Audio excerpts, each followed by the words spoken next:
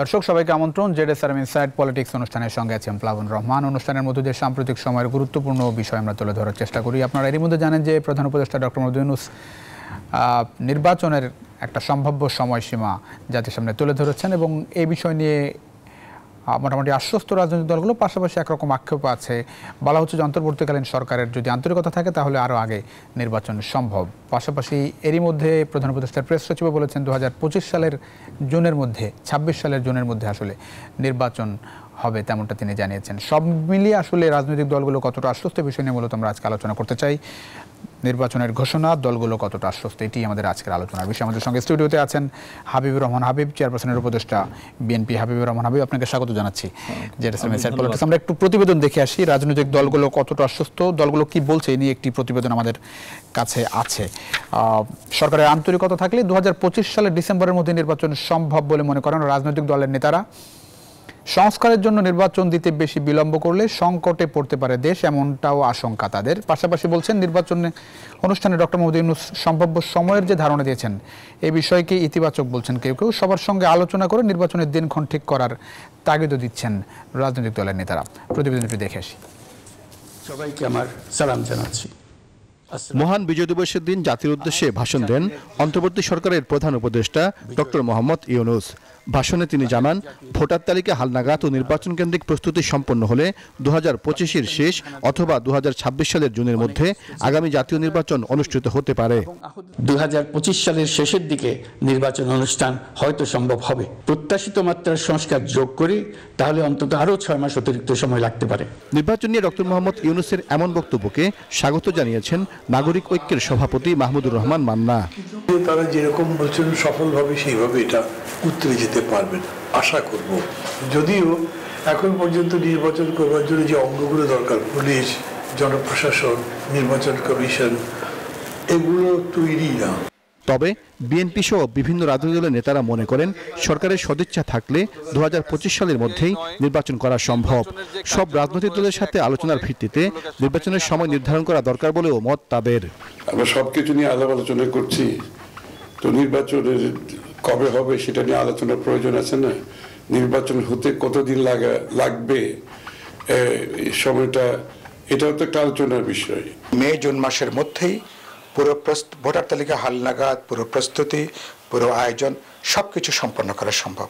তাহলে আমি মনে করি আগামী সেপ্টেম্বর, অক্টোবর, নভেম্বর, এমনকি ডিসেম্বরের মধ্যেই আমাদের আগামী জাতীয় সংসদ নির্বাচন করাটা সম্ভব। এটা চাইলে 6 মাসেই সম্ভব। তাদেরকে আন্তরিকতার ঘাটতি প্রমাণ হয়েছে, তো যার কারণে এই ঘাটতিটুকু পূরণ করার দায়িত্ব সরকারের। সংস্কারের কথা বলে নির্বাচন দিতে বিলম্ব করলে দেশে রাজনৈতিক সংকট তৈরি হতে পারে বলে আশঙ্কা রাজনৈতিক দলের নেতাদের। দেশের সামগ্রিক যে পরিস্থিতি, এই অবস্থাতে আগামী জাতীয় সংসদ নির্বাচন 1.5 বছরের জন্য অপেক্ষা করার সম্ভবত বিবেচনার কাজ হবে না। নির্বাচন বিলম্বিত করার সুযোগ নেই। বাংলাদেশের মানুষ গত 15-20 বছর তারা তাদের প্রতিনিধি নির্বাচিত করতে পারেনি। বাংলাদেশের ভিতরে বাইরে যারা স্টেক হোল্ডার আছে তারা অপেক্ষা করছে কবে একটা নির্বাচিত সরকার আসবে যাদের সাথে তারা কাজ করবে। দ্রুত নির্বাচন অনুষ্ঠানের জন্য সময়ক্ষেপণ না করে ভোটার তালিকা হালনাগাদের কাজে হাত দিতে নির্বাচন কমিশনের প্রতি আহ্বান জানান রাজনৈতিক দলের নেতারা। এবং অর্থ পাচারকারী লুটেরা শক্তি যেন নির্বাচনে অযোগ্য ঘোষণা হয়, এরকম রাজনৈতিক সংস্কৃতি, নির্বাচনের সংস্কৃতি, এটাকে প্রতিষ্ঠিত করতে হবে। আগামী নির্বাচনের উপর দেশের রাজনৈতিক ভবিষ্যৎ নির্ভর করছে বলে মনে করেন নেতারা। আমি বিশ্বাস করতে চাই সরকার। সাইফুল ইসলাম, নিউজ 24, ঢাকা। আমরা দেখছিলাম আসলে প্রতিবেদনটি। নির্বাচন নিয়ে অনেক প্রত্যাশা সাধারণ মানুষের, পাশাপাশি রাজনৈতিক দলগুলো একটি ভালো সুন্দর নির্বাচন চায়, যে কারণে নানা রকম কথাবার্তা আসছে। নির্বাচন বলা হচ্ছে ফাইনালি এখানে যে 2025 সালের মধ্যে যাতে নির্বাচন হয়, কেমন তাগিদ আসছে। হাবিবুর রহমান হাবিব আমাদের সঙ্গে আছেন। এর মধ্যে যোগ দিয়েছেন সাইফুল হক, সাধারণ সম্পাদক বিপ্লবী ওয়ার্কার্স পার্টি। আপনাকেও স্বাগত জানাচ্ছি সাইফ পলিটিক্স। হাবিবুর রহমান হাবিব, আসলে কতটা আশ্বস্ত প্রধান উপদেষ্টা যে নির্বাচনের সময়সীমা দিয়েছেন 1 থেকে 1.5 বছরের মধ্যে নির্বাচন, 26শে জুনের মধ্যে বলা হচ্ছে? আপনাকে ধন্যবাদ। আপনার মাধ্যমে নিউজ 24-এর দর্শক শ্রোতা দেশ থেকে যারা দেখছেন তাদের সুস্থতা সালাম। বিজ্ঞ সমালোচক সাইফুল হক ভাইকে শুভেচ্ছা। আসলে সারা দেশবাসী এই বিষয়টি নিয়ে আলোচনা করছে, নির্বাচনটা কবে হবে, আসলে হবে কিনা, 25 সালের মধ্যে হবে কিনা, 26 সালের জুনের ভিতরে হবে কিনা, তাও পিছাবে কিনা, নানান কথাবার্তা এটা আসবে, আসাটাই স্বাভাবিক। কেন আসছে? যদি সরকার পক্ষ থেকে বলে দেওয়া হতো 25 সালের মধ্যেই নির্বাচনটা হবে, তাহলে কিন্তু আর এটা নিয়ে এত কথাবার্তা আসতো না। 25 সালের মধ্যে নির্বাচন করা কিন্তু সম্ভব। এখন 1 বছর সময় আছে, আমাদের স্বল্প ডিসেম্বর ভিতরে নির্বাচন করতে পারেন, শীতের দিনে নির্বাচনটা হয়। আর জুনের যে কথা বলেছে সেসব বৃষ্টি বাদল, এর আগে যদি একবার 96 সালে জুন মাসে নির্বাচন হয়েছিল, তো সর্বদা আমাদের নির্বাচন নভেম্বর, ডিসেম্বর, জানুয়ারির দিকেই হয়। তো সেহেতু 2025 সালের ডিসেম্বরের মধ্যে যদি নির্বাচনটা হতো, মানুষের ভিতরে অনেকখানি আপনার চিন্তা, এই যে কথাবার্তা বলা, এই বলার সুযোগ থাকতো না। 2025-এর মানে 26 জুনের মধ্যে বলেছে, আগে তো হতে পারে। ওই তো মধ্যে বলেছে, মানে তারপরে যাবে না, এই তো। জি জি, সেটা 2026 জুনের ভিতরে যদি করা যেতে পারে, 2025 সালের মধ্যেও করা যেতে পারে। তাকে যে জিনিসগুলি সংস্কার করা বা ভোটার লিস্ট হাল নাগাদ করা, এইগুলি তো খুব বড় বড় ব্যাপার না, এবং এগুলির সময় লাগানোর কথা না। এখন ডিজিটাল যুগে এত তো সময় এখন লাগার কথা না। তো যাই হোক, তারপরে আমরা চাই যে নির্বাচনটা হবে, সেই নির্বাচন জনগণ ভোট দিতে পারে। যেরকম তত্ত্বাবধায়ক সরকারের বিধান সামনে চলে এসেছে, এখন তো দলীয় সরকার অধীনে নির্বাচন যেহেতু হবে না, সেহেতু মানুষ তার যেখানে ইচ্ছা সেখানে ভোট দিতে পারবেন, এবং যাকে ভোট দেবেন সেই গণনা শেষে, দিন শেষে তার বাক্সে বা তার পক্ষে সে ভোটটা গণনা করে জমা করা হবে। তো এখন কথা হলো যে এই সরকারের কিছু বিষয় নিয়ে নানানজন নানান কথাবার্তা বললাম। তা আমাদের কথা হলো যে আমরা নানানজন নানান কথা বলুক, আমাদের দলের ভারপ্রাপ্ত চেয়ারম্যান জনাব তারেক রহমান বারবার বলছেন এই সরকারের সফলতার মধ্যেই নিহিত আছে আগামী দিন গণতান্ত্রিক সরকার বা গণতান্ত্রিক বাংলাদেশ। জি, এই জন্য কোনোভাবেই এখানে ব্যর্থ করা যাবে না। কিন্তু ঘটনা হলো কি, যে সরকারকে নিয়ে তো নানান ধরনের প্রোপাগান্ডা চলছে, ষড়যন্ত্র চলছে। বিশেষ করে পার্শ্ববর্তীদের ভারত যা শুরু করেছে, তা একটা প্রতিবেশী সুলভ এর আচরণ হয় না। যাতে আমি একটু আগে ছিলাম আর বাংলাতে, রিপাবলিক বাংলা, সে দেখলাম এত মানে অবান্তর কথাবার্তা বলে। ডক্টর ইউনূসকে এই দেখবে, সেই দেখবে, ডক্টর ইউনূসের যুদ্ধ হাতাতে গেছে, ভারতের সাথে যুদ্ধ করতে চাচ্ছে, নানান কাহিনী। আমরা এগুলো চিন্তা করি, আমাদের দেশের সমস্যা নিয়ে আমরা কথা বলি, তাদের এত নাক গলানোর দরকারটা কি? তারা যেভাবে মনে করে বাংলাদেশে তাদের যুদ্ধ শুরু করেছে, বাংলাদেশকে তাদের সাথে যুদ্ধ শুরু করেছে না, বাংলাদেশ নাই যুদ্ধ শুরু করলো এই 5ই আগস্টের পর। তো অন্য দেশ কী করলো? নেপাল, শ্রীলঙ্কা, ভুটান, মালদ্বীপ, পাকিস্তান, তারা তো কেউ নেই সরকারের সাথে। তো আমরা বলি যে এই সমস্ত ষড়যন্ত্র মোকাবিলা করতে হলে রাজনৈতিক দলগুলি যারা আন্দোলন সংগ্রাম করে বিগত ফ্যাসিস্ট সরকারকে বিতাড়িত করেছে, বৈষম্য বিরোধী ছাত্ররা সহ, তাদের সবার ঐক্যটা কিন্তু খুবই জরুরি। এখন কিন্তু এখনও সেই কাদা ছোঁয়াছুঁড়ি করার কিন্তু সময় আসে নাই। আমি মনে করি কাদা ছোঁয়াছুঁড়ি কোনো প্রয়োজন নেই না। কিন্তু ধরেন একটা ডেডলাইন তো ফাইনালি আসলো, যে এর আগে আপনারা বলছিলেন যে কোনো ঘোষণায় দেওয়া হচ্ছে না, নানা সমালোচনা এটা নিয়ে হচ্ছিল। ফাইনালি প্রধান উপদেষ্টা তার মুখ থেকে বললেন, জাতির উদ্দেশ্যে ভাষণের মধ্যে দিয়েই বললেন যে 2026-এর প্রথমার্ধে অথবা 25-এর শেষার্ধে আসলে নির্বাচনটা হবে। তারপরেও এটি নিয়ে আশ্বস্তের প্রশ্ন আসছে। আশ্বস্তের না, অস্বস্তির প্রশ্ন নেই। আমাদের কথাটা হলো কি বলি, জি, এখন যে সরকারটা আছে সেই সরকারটা ধরেন আমাদের সবার সমর্থিত সরকার, সবাই মিলে আন্দোলন করেছিলাম, আমরা সরকার গঠন করেছে ছাত্ররা সহ, তারা আমরা সে সমর্থন করে যাচ্ছি। কিন্তু এখানে একটা জিনিস আপনাকে বুঝতে হবে যে এই সরকার তো 5 মাস হতে চলছে, এই এখনও কিন্তু দ্রব্যমূল্য নিয়ন্ত্রণ করতে পারেনি, একদমই পারেনি। চাউল ভরা মৌসুমে চাউলের দাম অনেক বেশি, শাকসবজি গ্রামে কিন্তু খুব সস্তা, 10 টাকা, 12 টাকা, 15 টাকার উপরে কোনো তরকারি নেই। আমি তো শাকসবজি এলাকার মানুষ, এখানে এসে 150, 60, 70, 80 টাকা বিক্রি হচ্ছে, কোনো নিয়ন্ত্রণ নেই, কোনো নিয়ন্ত্রণ নেই। কৃষকের যে উৎপাদিত ফসলের দাম কৃষক সঠিক মতো পায় না। এটা এই সরকার যখন বিগত সরকার ছিল একবারে নিজের দাম বাড়িয়ে দিল, যে কারণে ফসল উৎপাদনের খরচ বেশি বেড়ে গেল। নির্বাচন সরকার আসলে এগুলো নিয়ন্ত্রণ সম্ভব না? না, এটা সিদ্ধান্তের ব্যাপার। তো আমি যখন আওয়ামী লীগ অকটেন পেট্রোলের দাম বাড়ালো, তার আগে প্রধানমন্ত্রী সেই সময় বলেছিলেন যে অকটেন পেট্রোল তো আমরা ইম্পোর্ট করি না, বাই প্রোডাক্ট, গ্যাস থেকে আসে এবং এর থেকে আসে, দাম বাড়ালো। আমি প্রশ্ন করেছিলাম তাহলে বাই প্রোডাক্টের দাম বাড়ার দরকার ছিল, আন্তর্জাতিক বাজারের দাম বাড়ে নাই তো, আর এই দাম যে বাড়িয়ে দিল, ওইটাই তো আত্মহত্যা করলো সরকার। ওই যে দ্রব্যমূল্য ঊর্ধ্বগতি, ট্রান্সপোর্টেশন কস্ট বেড়ে গেল, এই সরকারও তাই করলো। এই সরকার 5 টাকা না 6 টাকা ডিজেল এবং অক্টেনের দাম কমালো, আর এর দাম ডিজেল কি অক্টেন পেট্রোলের আর ডিজেলের দাম করে 1.5 টাকা। আমি সেদিনই বলেছিলাম অক্টেন পেট্রোলের দাম না কমিয়ে এইটা যদি 10 টাকা কমাতো সেটা কাজে লাগতো, তাতে উৎপাদনের খরচ কম পড়তো, ট্রান্সপোর্টেশন খরচ কম হতো, দ্রব্যমূল্য বাজার নিয়ন্ত্রণ হতো অনেকখানি। সরকার তো সেই কাজটা করেনি। অনেক ধন্যবাদ। নির্বাচন সরকার আসলে এই জিনিসগুলো তারা আলোচনা করবে যে এটা করা উচিত না, এটা করা উচিত। আর পলিসির একটা ব্যাপার আসছে, পলিসি যদি সঠিক না নেন আপনি বাস্তবায়ন যাই করেন না কেন সেটা কোনো কাজে লাগবে না। অনেক ধন্যবাদ সাইফুল হক। এই সরকার আসার পরে বড় প্রত্যাশার জায়গা সংস্কারের জায়গা। মাঝে মধ্যে যখন রাজনৈতিক দলগুলোর পক্ষ থেকে নির্বাচনের বিষয়টি আসছে, ছাত্রদের পক্ষ থেকে বলা হয়েছে যে নির্বাচন সংস্কার দুটি একরকম মুখোমুখি দাঁড় করে দেওয়া হয়েছে, কোনটা বেশি গুরুত্বপূর্ণ। মানে সরকার তো আসলে নির্বাচনের দিকে যাচ্ছে, নির্বাচন কমিশন গঠন হয়ে গেছে, নির্বাচন কমিশনের পক্ষ থেকে বলা হয়েছে যে তারা নির্বাচনের জন্য প্রস্তুত, অন্তর্বর্তী সরকার যখনই চাইবে এগুচ্ছে। তো তারপরেও মানে আবারও আরেকটু এগিয়ে নিয়ে আসার তাগাদা, সরকার কি নির্বাচনের জন্য এসেছে শুধু? আপনাকে ধন্যবাদ সম্মানিত আলোচক, প্রিয়ভাজন হাবিব ভাই, দর্শক শ্রোতা, তা আমি আপনাদেরকেও শুভেচ্ছা জানাই, সালাম জানাই। সরকার তো নিশ্চয় একটা ছাত্র শ্রমিক জনতার গণ অভ্যুত্থানের মধ্য দিয়ে তারা ক্ষমতা এসছেন, বিপুল প্রত্যাশার চাপ, কোনো সন্দেহ নেই। আমি বলেছি ইতিমধ্যে 3টা তাদের বড় দাগের দায়িত্ব। একটা হচ্ছে যে যেটা হাবিব একটু আগে বলছিলেন, বাজার সহ নিত্য পণ্যের এটাকে নিয়ন্ত্রণের মধ্যে রাখা, জনজীবনের শান্তি স্বস্তি, মানুষের নিরাপত্তা বোধটাকে নিশ্চিত করা, জানমালকে হেফাজত করা।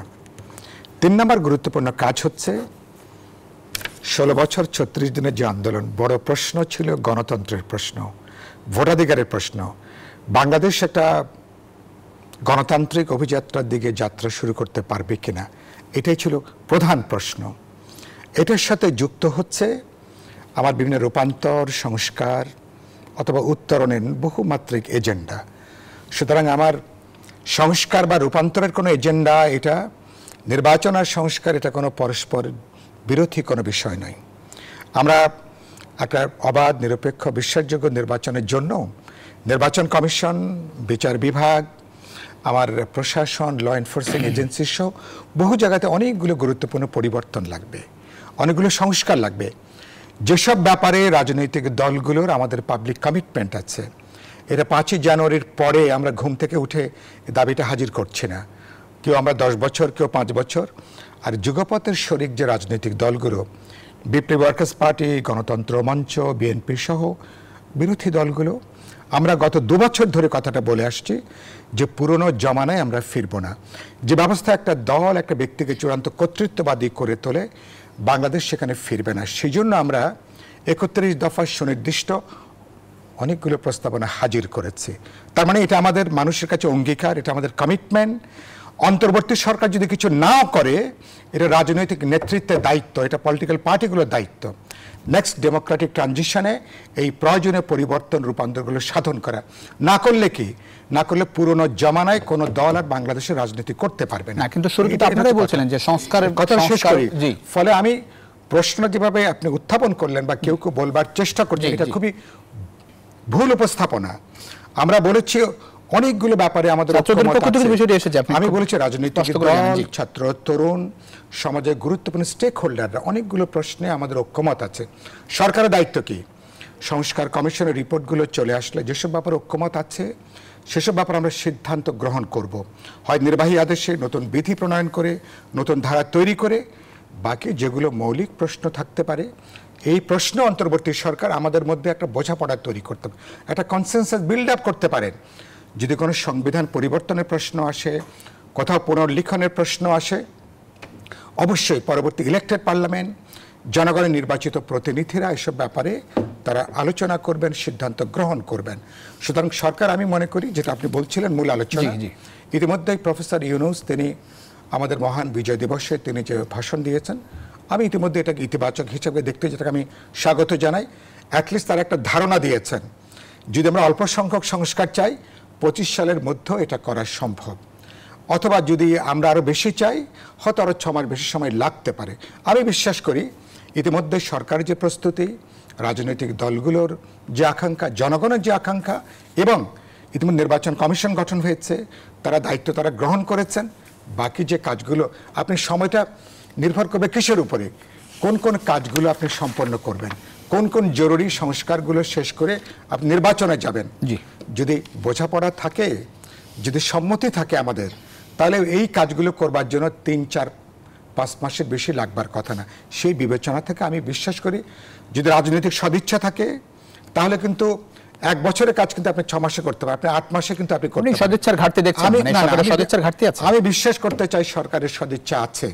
আমি শুধু দেখতে চাই সরকারের ডাবল ইঞ্জিনের গতি এর সঙ্গে যুক্ত করা দরকার।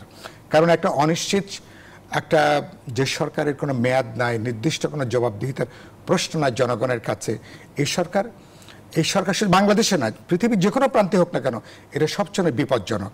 এটা যে কোনো সময় পথ হারাতে পারে, যে কোনো সময় বিভ্রান্ত হতে পারে। আর যেটা হাবিব ভাই বললেন, ইতিমধ্যে বাংলাদেশকে কেন্দ্র করে, আমাদের গণঅভ্যুত্থান কেন্দ্র করে তার বিরুদ্ধে নানা অপশক্তি দেশের ভেতরে বাইরে তারা কিন্তু ক্রিয়াশীল। সুতরাং অবশ্যই একটা নির্বাচিত সরকার এই সমস্ত সংকটগুলো রাতারাতি সমাধান করবেন এরকম না, কিন্তু পরিস্থিতিকে অনেক রাজনৈতিকভাবে নেতৃত্ব দেওয়া, আমি মনে করি সেটা অনেক বেশি আস্থা নিয়ে সেটা করা সম্ভব। সরকার উচিত হবে সবাইকে আস্থার মধ্যে নিয়ে আলাপ আলোচনা করে বোঝাপড়া তৈরি করে সংস্কারের ভিত্তিটা তো তারা তৈরি করবেন, কিন্তু বাকি কাজগুলো পরবর্তী পার্লামেন্ট, পরবর্তী সরকার, নির্বাচিত জনপ্রতিনিধিদের তারা কাজগুলোকে তারা এগিয়ে নেবেন। আমি বিশ্বাস করতে চাই সরকার ইতিমধ্যে তারা একটা ইতিবাচক ইঙ্গিত দিয়েছেন। বাকি জনগণের আকাঙ্ক্ষা রাজনৈতিক দলগুলোকে বিবেচনার মধ্যে নিয়ে, কারণ নির্বাচন কমিশন আখেরে কিন্তু নির্বাচনের শিডিউল ডিক্লেয়ার করবে নির্বাচন কমিশন। সরকার থেকে পরিষ্কার বার্তাটা যাবে, ইয়েস আমরা 2025-এর মধ্যে আমরা জাতীয় নির্বাচনটা করতে চাই, এ ব্যাপারে আপনারা প্রস্তুতি নেন।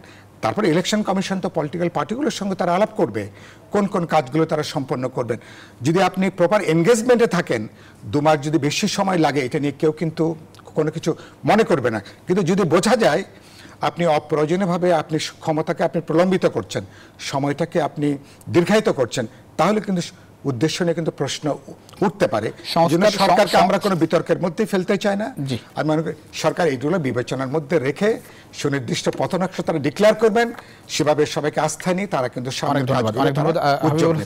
হাবিবুর রহমান হাবিব, আমি জানতে চাই একটি বিষয়, একটু যে সংস্কারের বিষয়টি তাহলে কি হবে, 1 2 নম্বর হচ্ছে যে বিএনপির পক্ষ থেকে বলা হচ্ছে আরো সুনির্দিষ্ট রোডম্যাপ দরকার। সুনির্দিষ্ট রোডম্যাপ বলতে আসলে কি বোঝানো হচ্ছে? কথা তো ঘুরে ফিরে একটাই, সুনির্দিষ্ট বলতে বিভিন্ন বিভাগ চাচ্ছে যে সংস্কারই করতে চাক না কেন সরকার, সংস্কার চলমান, 100 বছর করলে শেষ হবে না। এর মধ্যে আপনি নিশ্চয়ই জানেন যে পরিবেশ উপদেষ্টা সৈয়দ রেজওয়ান হাসান বলেছেন 53 বছরে তাহলে রাজনৈতিক দলগুলো কি সংস্কার করলো, সংস্কার কেন করলো না? উনি যেটা বললেন না, জি, ওনার প্রতি সম্মান রেখেই বলছি, ওনারা যা বলছেন তাই করতে পারছেন না, পেরেছেন পেরেছেন। একজন দুর্নীতিবাজকে ধরতে পেরেছেন, একজন ব্যাংকের থেকে টাকা লুট করেছে তাকে ধরতে পেরেছেন, বিদেশে টাকা পাচার করেছে একজনকে ধরতে পেরেছেন। ওনারা তো 5 মাস হয়ে গেল, একজনও ধরতে পারেন নাই। তো কথা বলা যায়, দেশ চালানো বহু কঠিন। হ্যাঁ, তো কথা ওনারা ওনারা তো জীবনে কোনো চিন্তা করে না যে ক্ষমতায় সরকার পরিচালনা করে, এই কথা চিন্তা করে করছে। এই যতগুলি উপদেষ্টা আছে একজন চিন্তা করছে যে আমার দেশ পরিচালনা করবো, এত তাড়াতাড়ি আমার একটা দেশের উপদেষ্টা হব, দেশের সরকার হব, চিন্তা করেছে? চিন্তা করে নেই। এই জন্য কথা, সেই বিষয়টি তো তারা বলেছেন যে রাজনীতিবিদদের ব্যর্থতার কারণেই, রাজনীতিবিদদের ব্যর্থতার কারণেই তারা কি সার্থকতা দেখাই দিবে? রাজনীতিবিদদের বাইরে তাদের সার্থকতা দেখার কোনো সুযোগ আছে?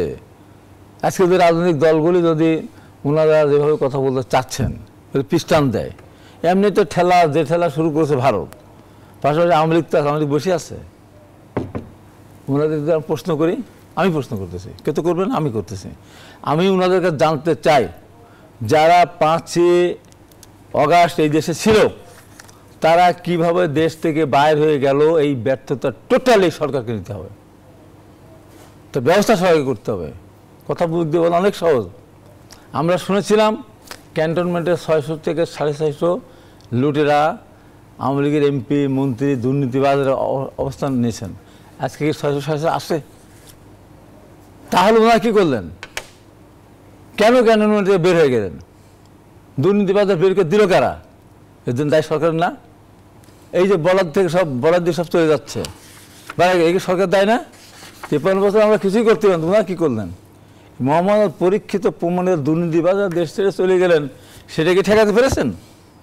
মুখ দিয়ে কথা বলা যায়, ঠেকাতে পারেননি। এই দায় কিন্তু নিতে হবে তাদেরকেই নিতে হবে, যারা এই যে বর্ডার গার্ড বিজেপি যারা এই যে পাহারা দেয়, আন্দোলনের সময় সে আন্দোলন দমানোর জন্য আসে, গুলি করে টিয়ারশেল মেরে উড়িয়ে দেয়, সাউন্ড গান মেরে, যেটা তাদের কাজ না।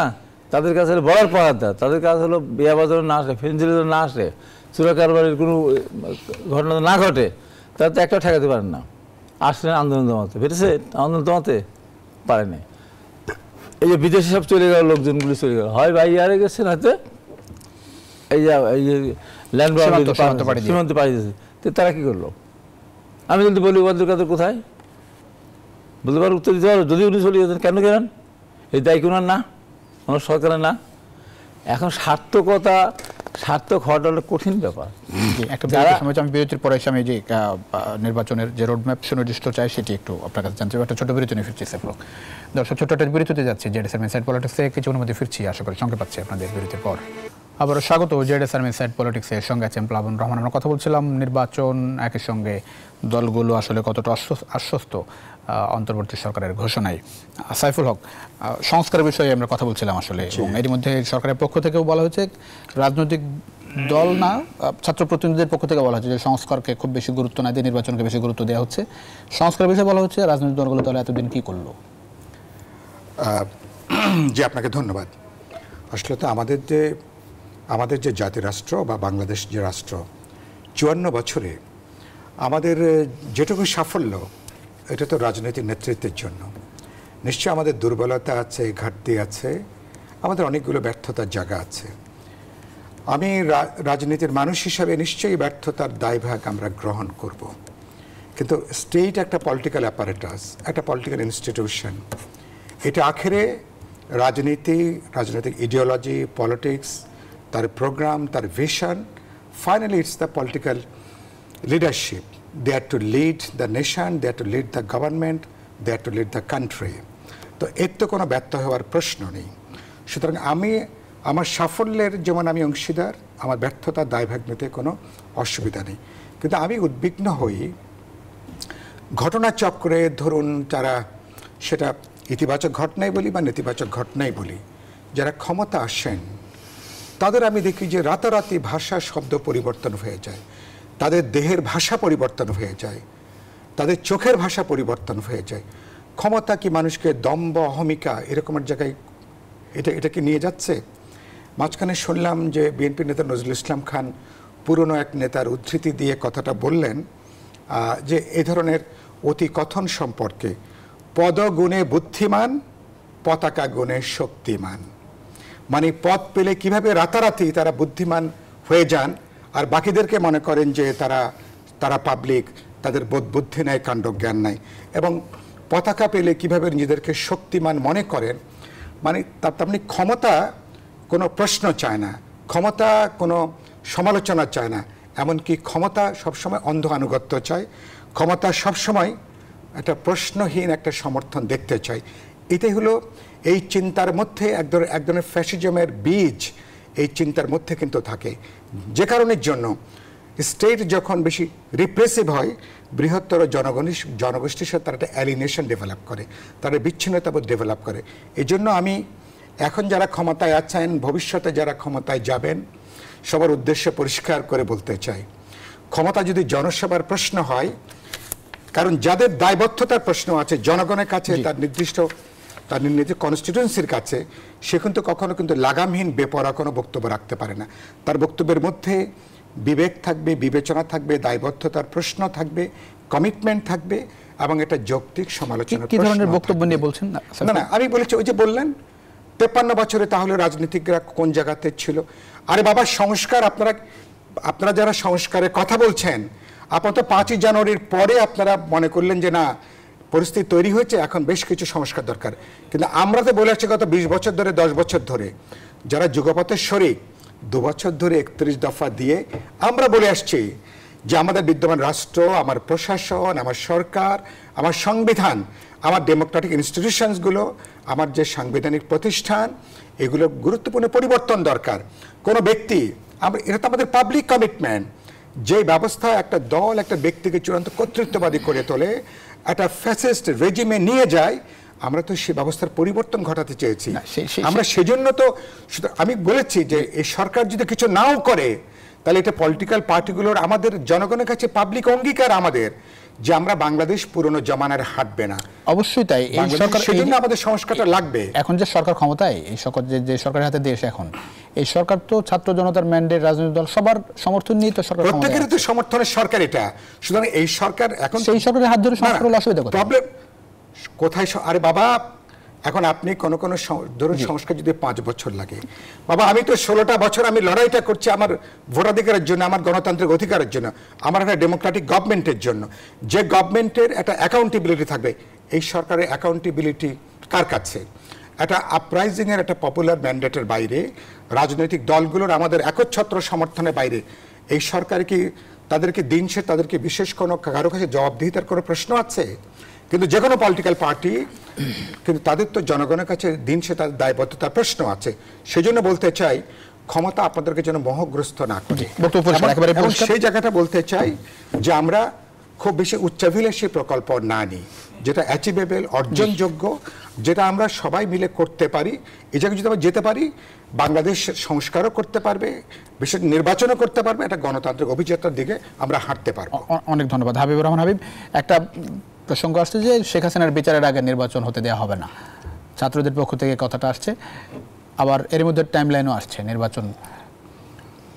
শেখ হাসিনার বিচার শেষ হওয়ার আগে বিচারটা কি একটু সময় সাপেক্ষ বিষয় কিনা? বিচারের সময় নির্বাচন, বিচার তো একটা না, তার বিরুদ্ধে 200-এর উপরে হত্যা মামলা আছে। এগুলো বিচারকে ইচ্ছা করে কালকে শেষ করতে পারবে? তাতে পারবে না। তো এখন কত বছর লাগবে বিচার, শেখ হাসিনার বিচার করতে লাগবে? শেখ হাসিনা একার বিচার হবে কেন? তার সাথে যারা আছে তারা বিচার হবে না? তাদের বিচার হবে না?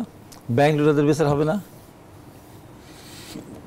বিনা ভোটে যারা নির্বাচিত হয়ে সম্পদ, গাড়ি কিনেছে, ট্যাক্স ফ্রি গাড়ি, তার টাকা ফেরত দেবেন না? সংস্কার তো আমরা বলবো, সংস্কার সংস্কার শুনতেছি শুধু। এইগুলি তো সংস্কার বড় ইয়ে।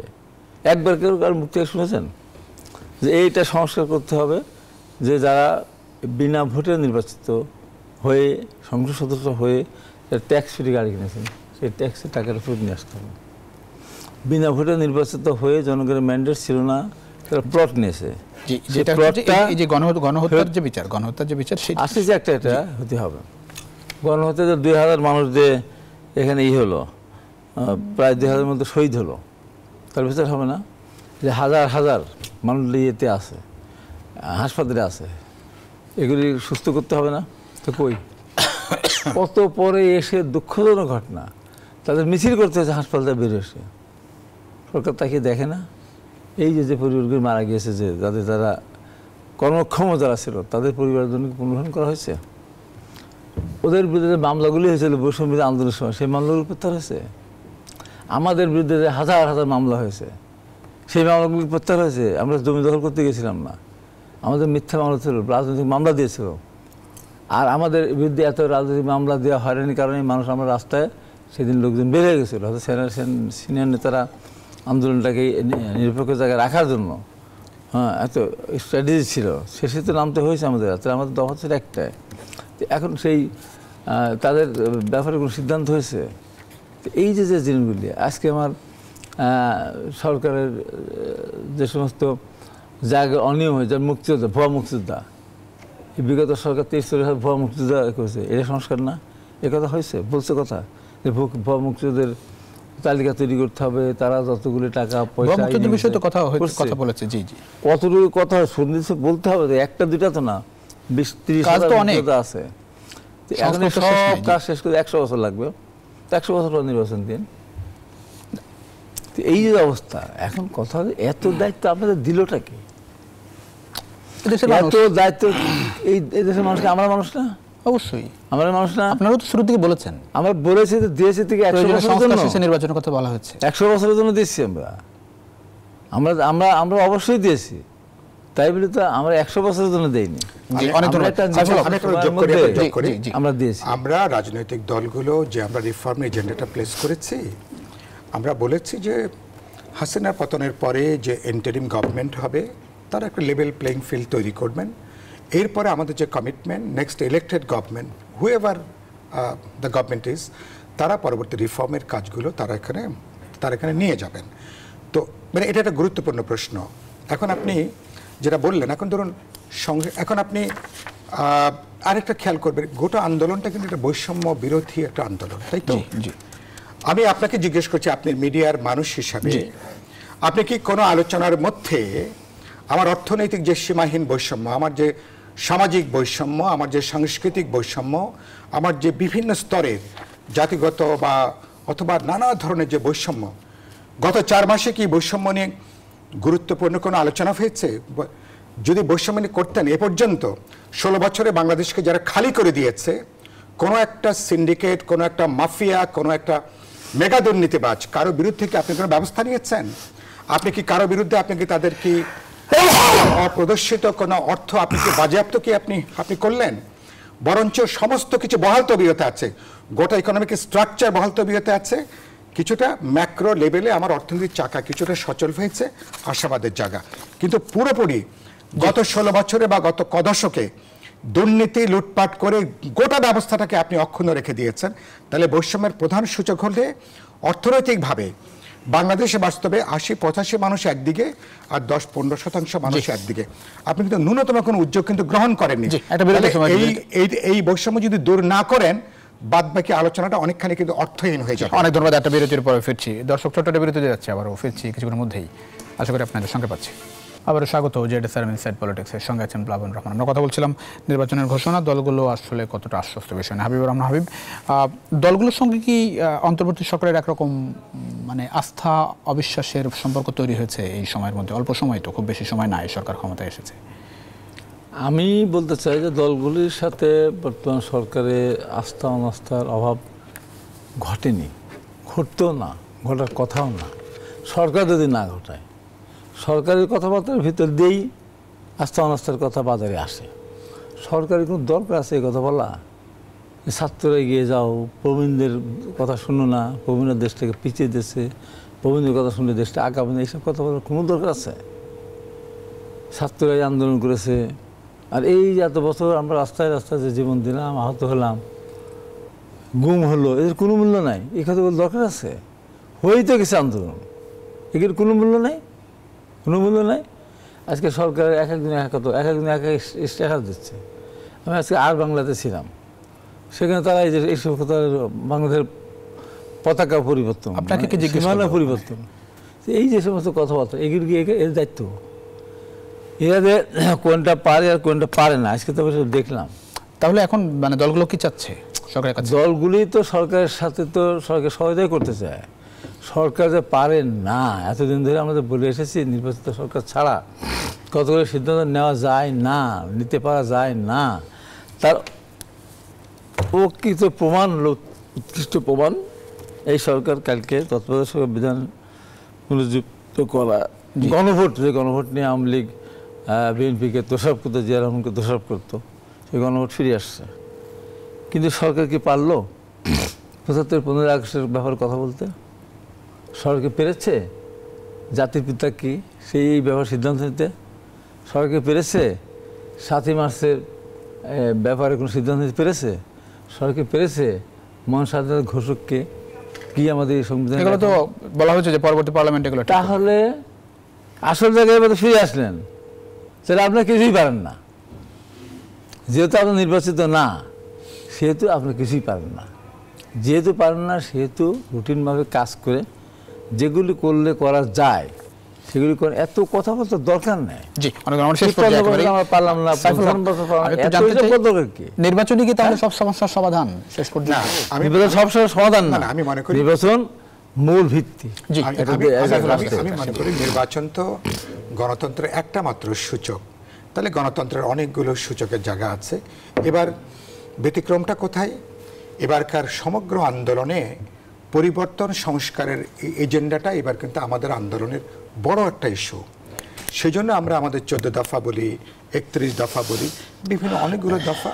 তার মানে প্রত্যেকে চাইছে একবিংশ শতাব্দীর উপযোগী কিভাবে একটা সরকারকে দায়বদ্ধ হবে, জবাবদিহিমূলক হবে, স্বচ্ছতার সাথে এটা করবে এবং ক্ষমতা কোনোভাবে যাতে একটা দল, একজন ব্যক্তি কেন্দ্রিক একটা অগণতান্ত্রিক ক্ষমতা কাঠামো যেন গড়ে না ওঠে। একটা চেকস অ্যান্ড ব্যালেন্সটা আমরা করতে চাই। একটা ছোট্ট প্রশ্ন, সেটা হচ্ছে এই সরকার কি দলগুলোকে বিশ্বাস করে না কোনোভাবে? ধরেন আপনি ভালো কথা বলেছেন। আমি দেখছি সরকারের মধ্যে দলগুলো একটা এড়িয়ে চলার একটা প্রবণতা দেখছি। কখনো কখনো তারা আমাদেরকে ডাকেন, কথাবার্তা হয়, কিন্তু আবার দেখি যে বিভিন্ন সময় আর কোনো মহল সরকারের সাথে রাজনৈতিক দলগুলোর একটা মুখোমুখি জায়গায় নিয়ে যেতে চান কিনা, এটা নিয়েও কিন্তু আমার মধ্যে যথেষ্ট উদ্বেগ আছে। কারণ আমরা এটা তো আমাদের সমর্থিত সরকার ব্যর্থ হবে, অকার্যকর হবে, এটা কোনোভাবে আমরা দেখতে চাই না। আমরা দেখতে চাই দিন শেষে প্রয়োজনীয় রূপান্তর সংস্কারগুলো করে একটা নির্বাচনের মধ্য দিয়ে সরকার মর্যাদা নিয়ে, সম্মান নিয়ে তারা এখানে বিদায় নেবেন। আরটা কেন দরকার? যারা তিনি সরকারে আছেন তাদের দোষ না, কিন্তু তারা কি তাদের অধিকাংশই গত 16 বছরের আন্দোলনের সাথে তাদের অনেকেরই দূরবর্তী কোনো সম্পর্ক কিন্তু দেখা যায়নি। সুতরাং এই আন্দোলনের সাফল্য, অভ্যুত্থানের সাফল্যকে ধরে রাখা, এর যে অ্যাসপিরেশন, এর যে আকাঙ্ক্ষাটা, এবং এই অভ্যুত্থানে যদি ব্যাহত হয়ে যায়, সাফল্য ব্যাহত হয়, তাহলে এটা একটা রাজনৈতিক দলগুলোর বরঞ্চ ফেলিওর, ওনাদের ব্যক্তির কিন্তু তেমন কিছু যায় আসে না। সুতরাং এটা আমাদের দায় আছে এই অভ্যুত্থানটাকে ধারণ করা, তাকে ওন করা এবং ভবিষ্যৎ বিশাল যে বাংলাদেশের সম্ভাবনা, এই আমাদের স্টেটের, একটা ডেমোক্রেটিক স্টেটের সে জায়গাটা নিয়ে যাওয়ার জন্য। ফলে আমি বিশ্বাস করি সরকারের উচিত হবে দলগুলোকে আস্থায় নেন, সবাইকে আস্থার আলাপ আলোচনা করে ইতিমধ্যে যে একটা কমিশন যেটা হয়েছে ঐক্যমত তৈরি করবার জন্য, আমি সেই কমিশনকে আমি ইতিবাচকভাবে দেখি। আমি মনে করি একটা রিকনসিলিয়েশনের মধ্য দিয়ে বাংলাদেশ এগোতে পারে। সরকারকে প্রজ্ঞা, দূরদর্শিতার পরিচয় দিতে হবে। কোনো ধরনের হঠকারিতা এবং কোনো ধরনের অতিকথন যদি আমরা ত্যাগ করতে পারি, আমি বিশ্বাস করি সরকার সফল হবে। আমরা একটা ডেমোক্রেটিক একটা উত্তরণের দিকে বাংলাদেশ কিন্তু হাঁটতে পারবে। প্রতিদিন এক একটা কথা বলতেন না, এক লাইন শেষ করব। হ্যাঁ, কথা বলতেন না, বলতে এখন কোথায় যে সরকারের মধ্যে কিছু মন্ত্রীদের এমন একটা অভ্যাস হয়ে গেছে, প্রতিদিন কথা বলতেই হবে। কেন বাবা, এত দরকার কি? এবং যার কথা সে না বলে, নির্বাচনের সাথে যা সম্পর্কিত সে কথা বলে না। অনেক ধন্যবাদ। আমরা আশা করি যে অন্য কথা বিতর্কের অবসান করবে এবং দলগুলোর সঙ্গে সরকারের একটি আস্থাশীল সম্পর্ক সবসময় থাকবে। অনেক ধন্যবাদ আমাদের সঙ্গে থাকার জন্য আপনাদের দুজনকে। দর্শক, ছিল আজকের ইনসাইড পলিটিক্স। দেখাবেন নেক্সট অন্য সময়। সে পর্যন্ত ভালো থাকবেন সবাই।